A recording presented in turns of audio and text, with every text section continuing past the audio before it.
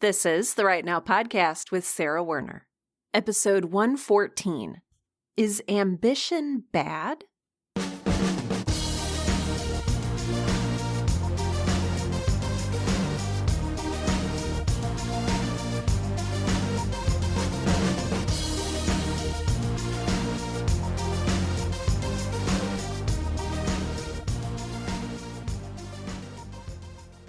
Welcome to Right Now, the podcast that helps all writers, aspiring professional and otherwise, to find the time, energy, and courage you need to pursue your passion and write. I'm your host, Sarah Werner, and I just want to say it up front, I am an ambitious person, and I always have been. And today we're going to look at what it means to be ambitious and what it means for us, especially as writers, to be ambitious and why ambition has such a bad reputation. And finally, whether or not you might be ambitious too. If you're not sure, if you've never thought about yourself as an ambitious person, we're going to take a look at that as well. And we might not talk about them in that particular order because I'm going off of a page of notes that are definitely nonlinear, but we're going to talk about them. So I want to start off by asking, what is ambition exactly? And what does it mean to be ambitious? I looked it up so that I wouldn't be just making up a definition. And ambition is this strong desire to do or achieve something.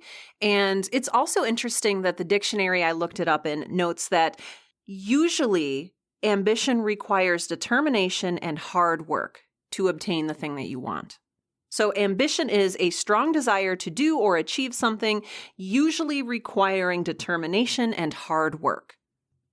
Okay, that doesn't sound like a bad thing. Like, why on earth is the title of this podcast episode, Is Ambition Bad?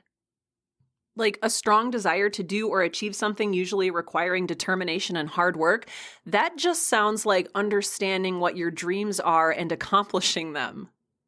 Like, that's how books get published.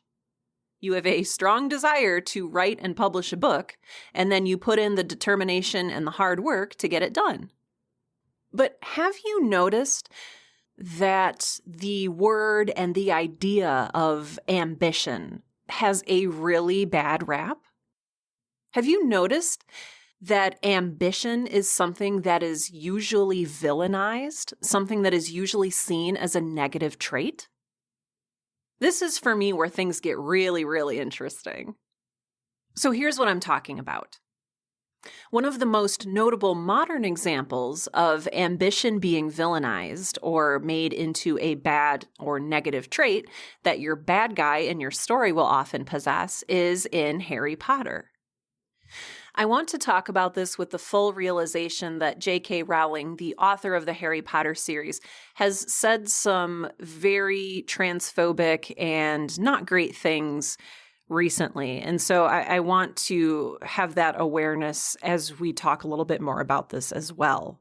But within the Harry Potter universe, if you're not familiar with it, it's essentially about this boarding school for wizards, for kids who have magical abilities. And in this magical boarding school, when you first arrive, you get sorted into your house or your class. And the 4 houses that you can get sorted into are Hufflepuff, Ravenclaw, Gryffindor, and Slytherin. Each of these 4 houses sort of corresponds with a personality trait. And so if you have a lot of courage, you are sorted into Gryffindor. If you are very loyal, you get sorted into Hufflepuff. If you are very wise or intelligent, you get sorted into Ravenclaw. And if you have a lot of ambition, you are sorted into Slytherin. Basically, within the books and movies in the Harry Potter universe, all of the evil wizards come out of Slytherin. And you can even kind of tell from the name, like Slytherin, like, oh, that's how a snake moves. And, their mascot is this big evil snake. And there's just this association of darkness and evil and manipulation and all of these really terrible things that are associated with being sorted into the Slytherin house. And I'm not even going to talk about the really uncomfortable, whatever you want to call it, elitist, racist, whatever undertones that so many people that are sorted into this house have. We're not even going to touch that right now. Because what we're talking about is ambition and how it is seen by other people. Years and years ago when this was a thing, so I want to say when I was in maybe high school, early college, there were all these little quizzes you could take and you could get sorted into your Hogwarts house. And I remember taking the quiz at the official website for all things Harry Potter related. And I got sorted into Slytherin. And I was like, oh, surely this must be a mistake because I'm not evil. And I took it again, and I was still Slytherin. And then I took it on another website, just, not the official one. And, perhaps unsurprisingly, I was still Slytherin. And then I took another one of these quizzes where it tells you what your, familiar is, what your Patronus is. And I got a black mamba snake, which is one of the deadliest snakes in the world.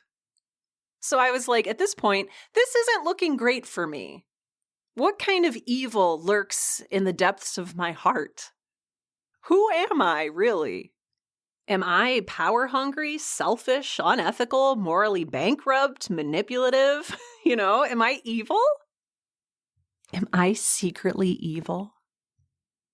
And interestingly, there is, again, on the official Harry Potter Pottermore website, there is actually an article entitled 6 Reasons It's Okay If You Get Sorted into Slytherin.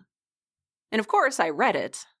And it was weirdly defensive. It was like, hey, so, okay, you got sorted into the most evil house. Well, who doesn't look good in green? That was actually one of the headers. And there's another header that says, not every Slytherin is a huge jerk. What I'm saying is it's not super encouraging. But it's not just Harry Potter in which ambition is sort of aligned with this immoral, negative, manipulative sort of sense. It's been about 9,000 years since I last read Macbeth, which is a play by Shakespeare. But Macbeth's downfall and Lady Macbeth's downfall is their unchecked ambition. They both have this huge desire for power and advancement, and to get it, they resort to violence. And then, the consequences of their actions, aren't great. Now, I know that their downfall isn't just ambition, it's unchecked ambition. So ambition that's allowed to run rampant. But I'd still argue that they're using ambition as a negative thing. Because if you think about something else that's unchecked, so let's talk about unchecked kindness. If I show you kindness that is unchecked, is that as bad as unchecked ambition? Would that possibly lead to murder? I mean, in some really convoluted way it might, but you'd have to make a really big stretch to get there. So the same thing is true with, let's say, unchecked generosity. Okay, you could lose a lot of your money or a lot of your possessions, but there's not this sort of inherent evil that I feel there is in something that is unchecked ambition. So I think that there's sort of an underlying notion that ambition is somehow, even if we're not talking about it being unchecked, ambition is still seen as not a super good or positive thing. Ambition leading to a downfall is a very popular theme in literature. And in fact, while I was looking into ambition for this podcast episode, I ran across an article over at entrepreneur.com, and I can link to that in the show notes for today's episode. But basically, The title of the article is, Can Excessive Ambition Really Ruin Your Chances of Success? And I was like, Macbeth much? The article talks about the side effects of ambition. And in fact, it even uses the phrase, the dangerous side effects of ambition.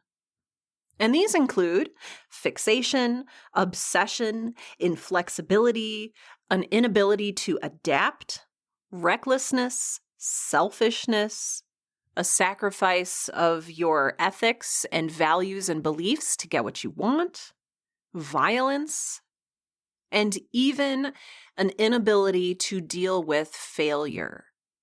Which, if you are an entrepreneur or a writer or an artist of any kind, failure kind of comes with the territory.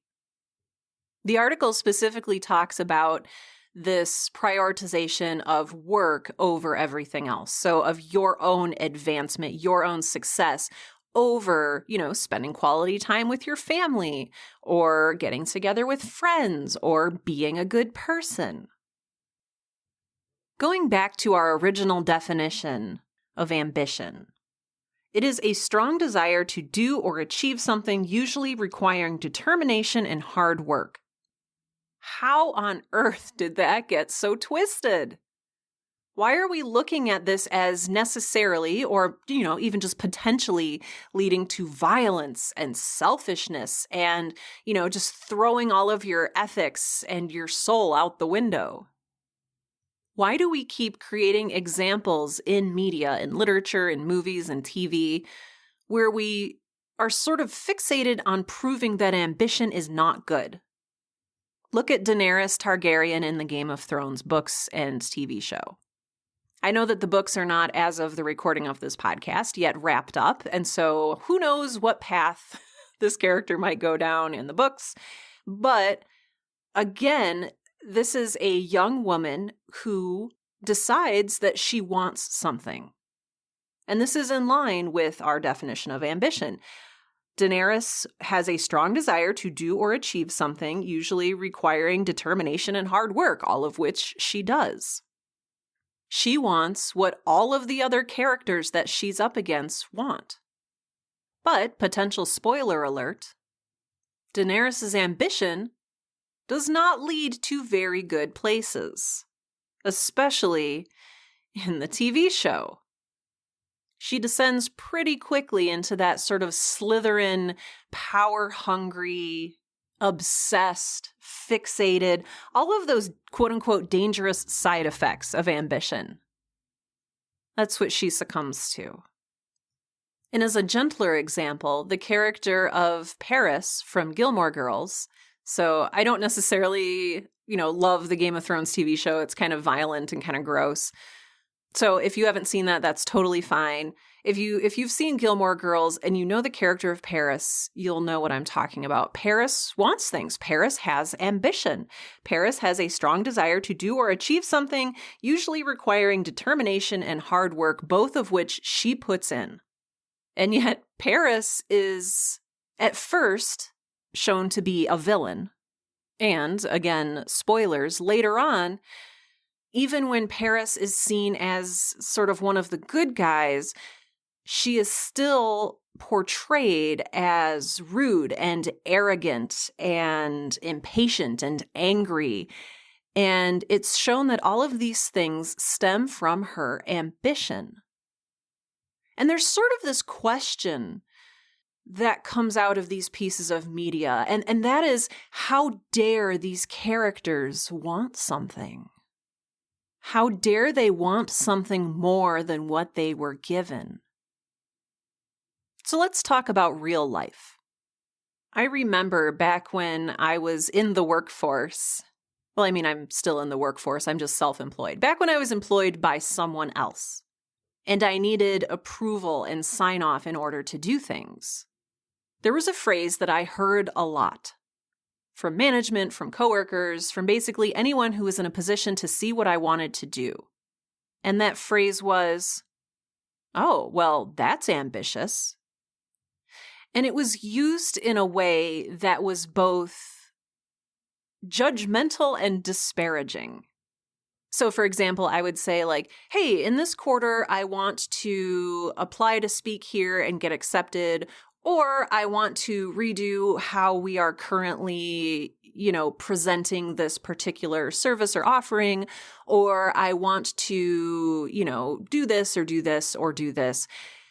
And I would hear back, oh, well, that's ambitious, as though A, it was somehow out of my league, that B, I was preposterous for even suggesting this, and even sort of C, a little bit of, well, we'll see.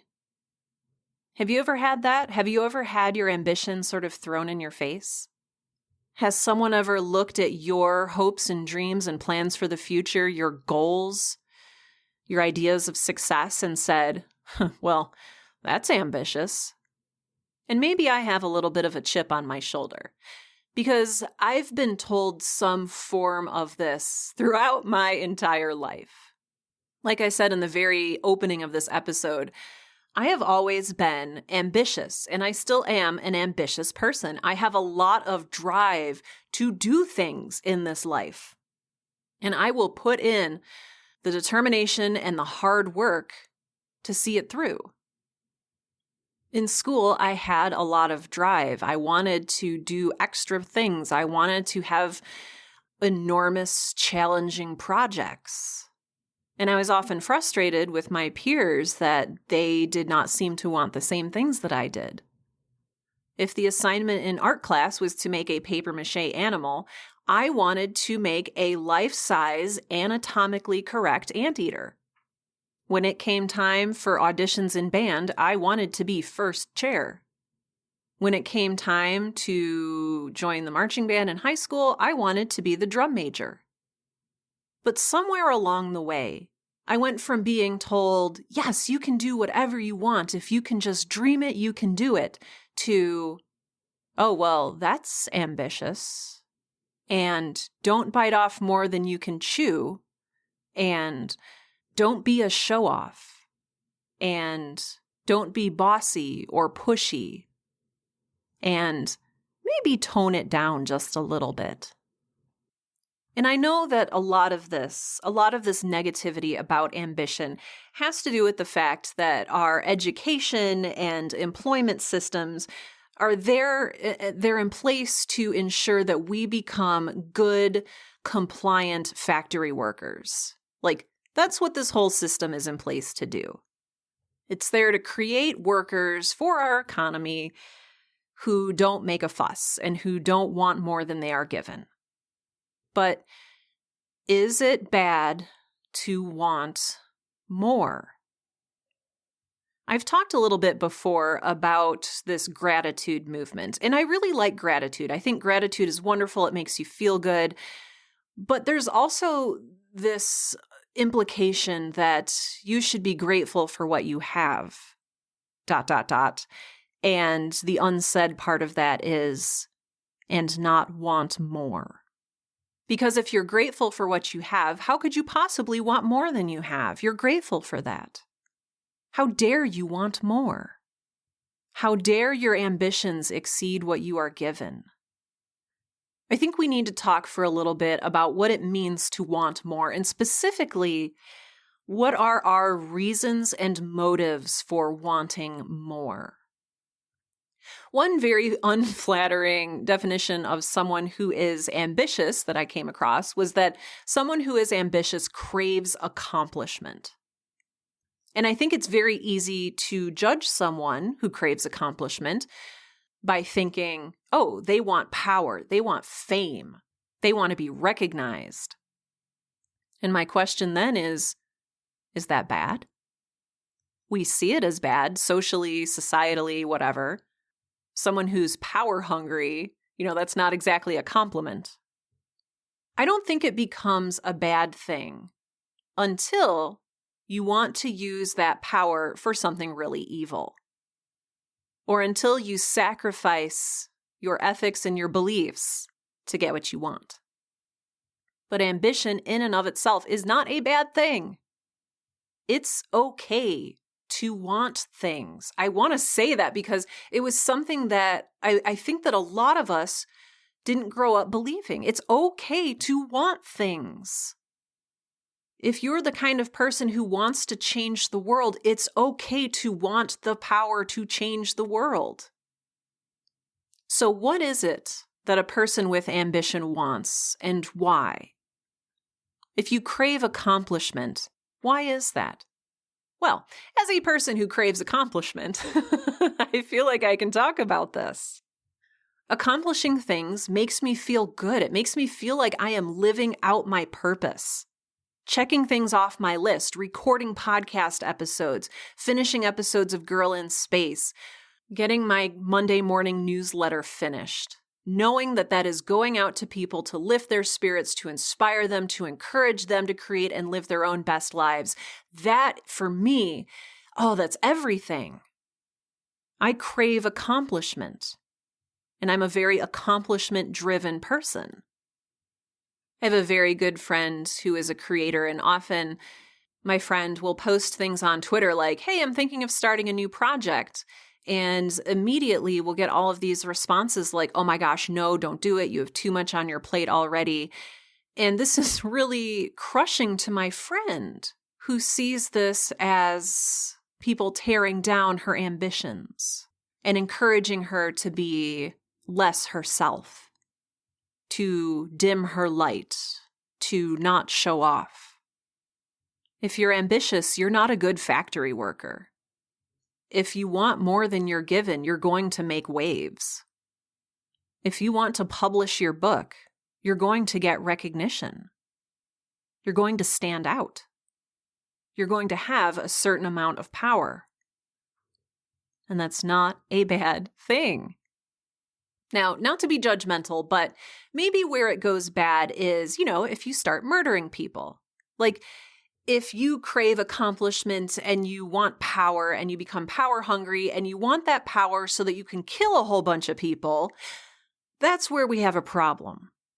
So wanting isn't bad in and of itself, but if you want to kill a whole bunch of people, that is maybe a bad thing. Let's be very, very clear about that. But if you want to publish your book and if you want people to read it, that's not a bad thing. And yet it's really uncomfortable to talk about these ambitions with other people.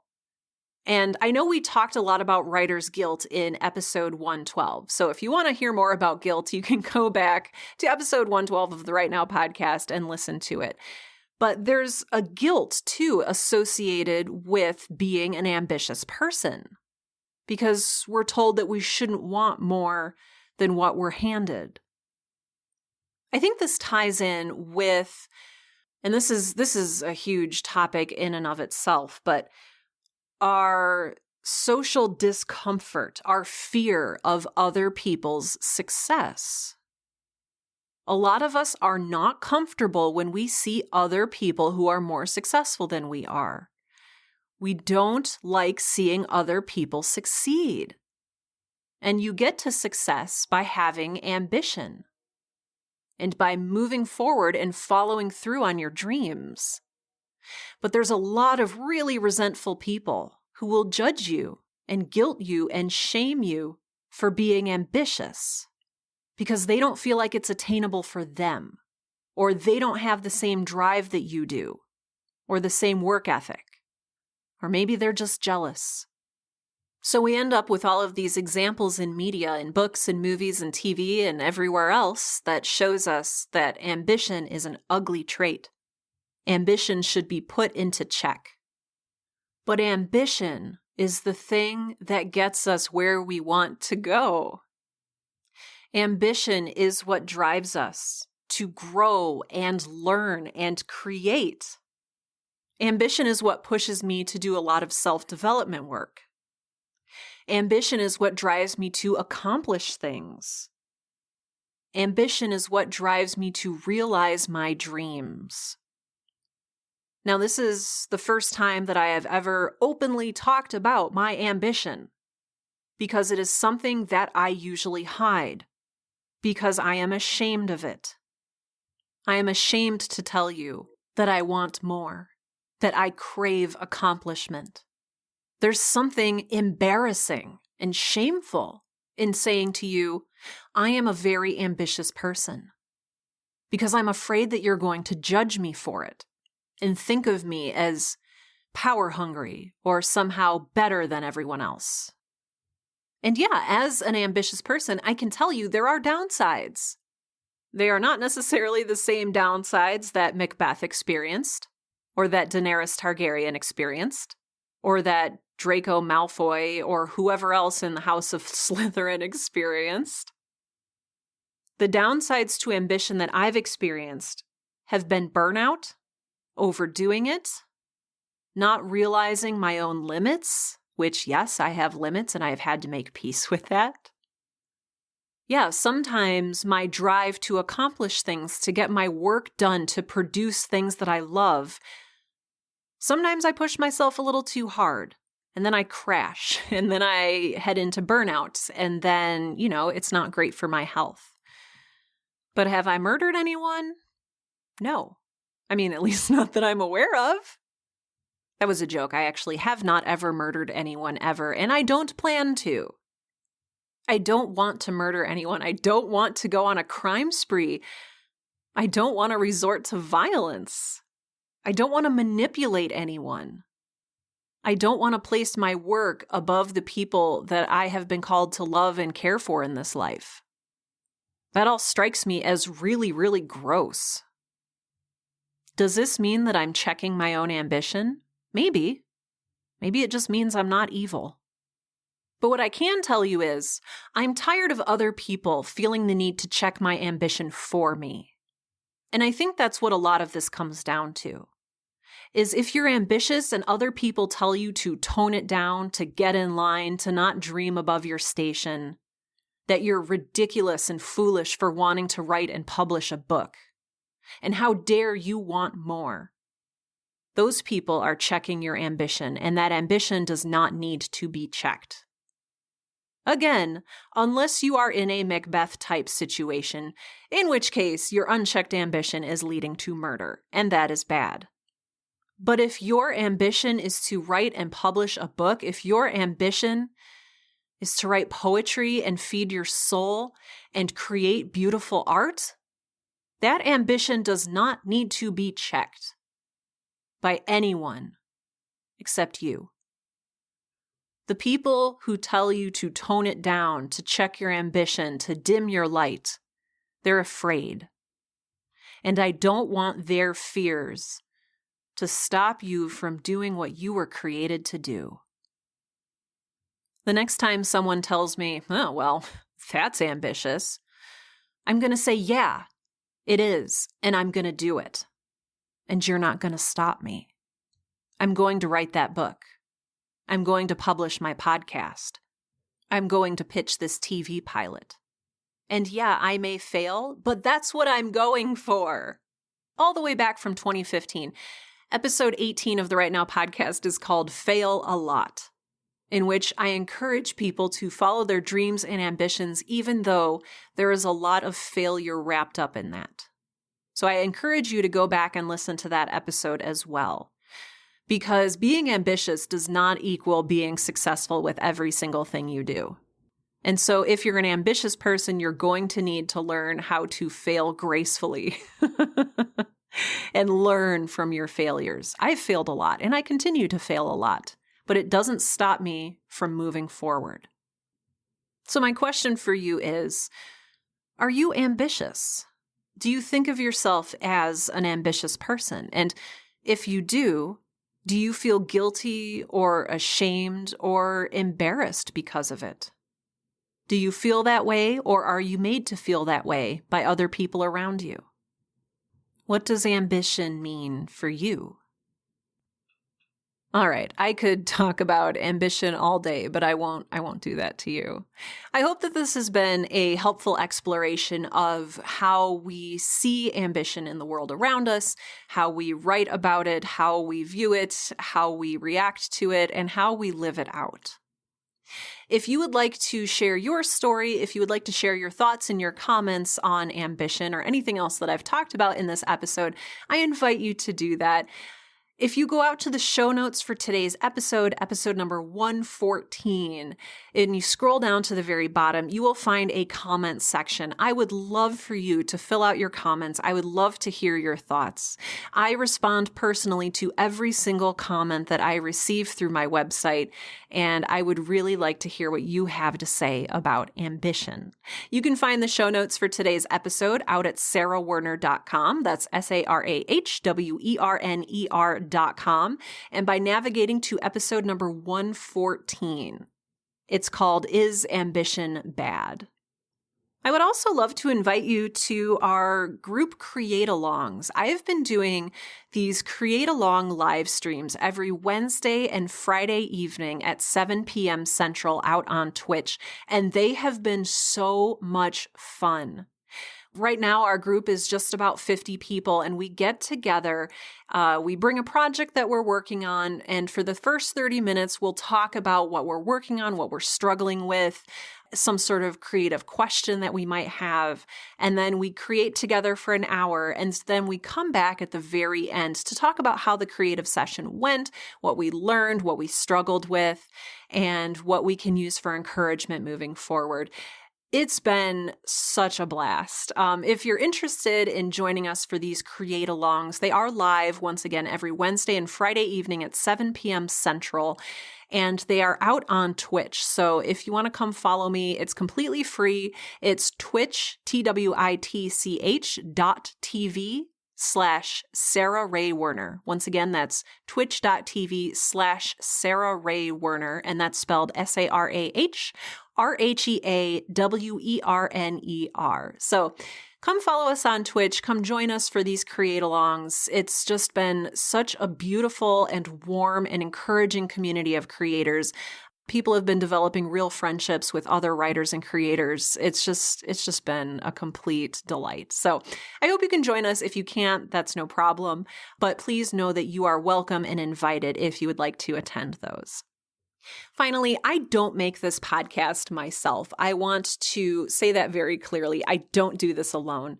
The Right Now podcast is funded by my wonderful and beautiful patrons out on Patreon.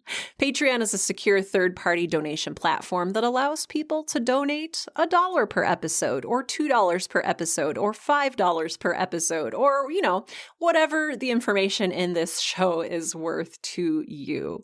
I would especially like to thank patrons Amanda King, Laurie, Leslie Madsen, Regina Calabrese, E.V. Knight, Garrett, Leslie Duncan, Sarah Lauzon, Sean Locke, Tiffany Joyner, Colleen Catalessa, Andrew Coons, and Julian Vincent Thornburg. You are all so thoughtful and incredibly generous. I appreciate it so much. Thank you for making the Right Now podcast available to listeners all over the world. If you would like to become a patron, there's a couple ways to do that. First, you can go out to patreon.com, that's patreon.com/Sarah Ray Werner, that's SarahRahewerner, and make your pledge. You can also go to the show notes for today's episode out at sarahwerner.com and click the link that says help support this podcast. Either way, I truly appreciate it, and I'm very grateful for those of you who donate, so thank you. If you don't have the funds to support the Right Now podcast, oh my gosh, I totally understand.